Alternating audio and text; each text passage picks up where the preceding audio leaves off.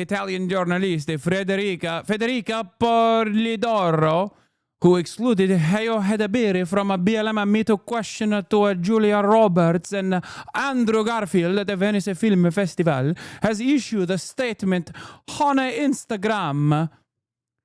She said, oh, there was an Ayo clip that was also going viral, like made the rounds as well. After being deliberately excluded, Ayo Edebiri answers a question about the political stance of the hashtag MeToo and Black Lives Matter movement with poison grace after the hunt press in Venice. And I guess like this was somewhat controversial. Like people were reacting to this. I didn't actually watch the full clip before, but I saw it on my timeline. I don't know what it was about. What we lost during the politically correct era, and what we have to expect in Hollywood after the Me Too movement and the Black Lives Matters are done. The two of you, Andrew and Julia. Wait. Why not? Is it? Are you supposed to say Ayo instead of Ayo? I didn't know how to say it correctly. That's a crazy way to ask that question. Okay, just the two of you, not the black one, is a wild way to like. She's right there. Okay, that's crazy. Only the white ones, please. I am. Which outlet is this, dude? What the f? Wait, we got to run this question back. That's crazy. What is happening, bro? What we lost during the politically correct era, and what we have to expect in Hollywood after the Me Too movement and the Black Lives Matters are done. The two of you, Andrew and Julia. Well, okay. Can you repeat that? And I with your sunglasses on, I can't tell which of us you're talking to. So the question was for Julia and Andrew. Mm-hmm. Now that the Me Too era and the Black Lives Matters are done, what we have to expect in Hollywood, and what we lost, if we lost something with the politically correct era. Well, Bro, Europeans are so funny to me.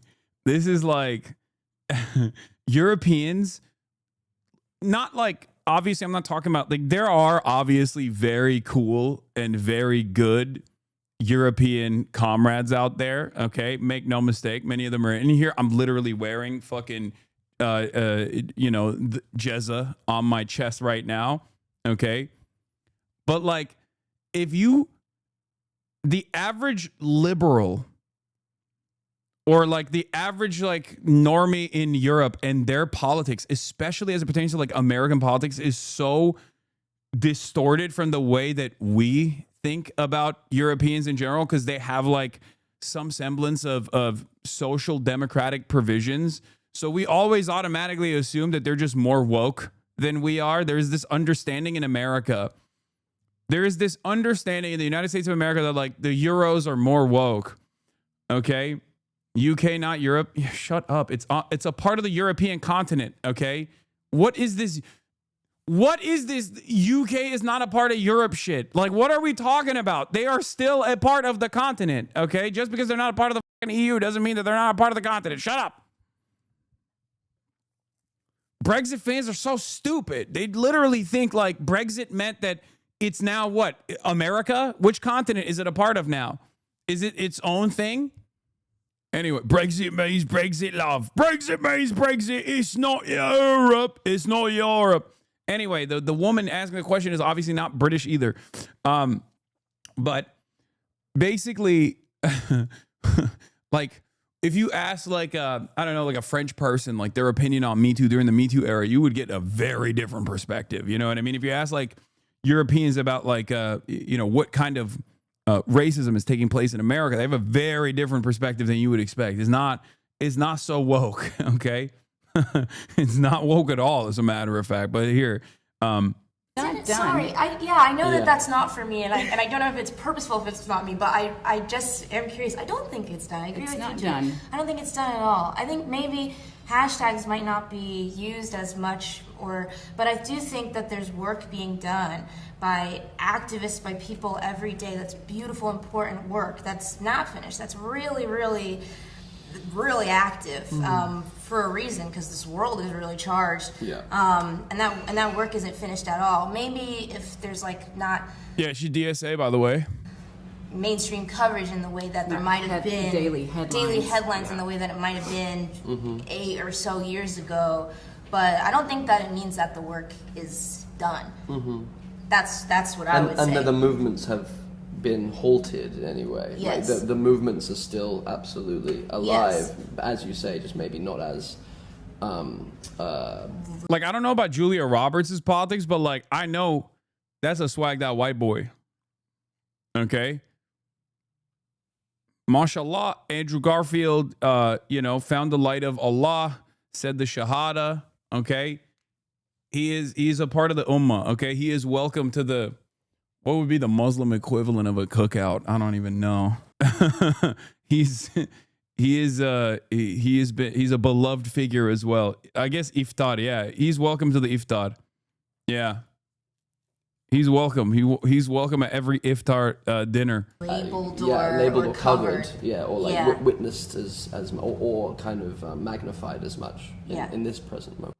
The question was, what was lost in the woke era to political correctness? Now that BLM and Me Too is done, what do you think was lost in the politically correct era in Hollywood? Which is an insane question to ask.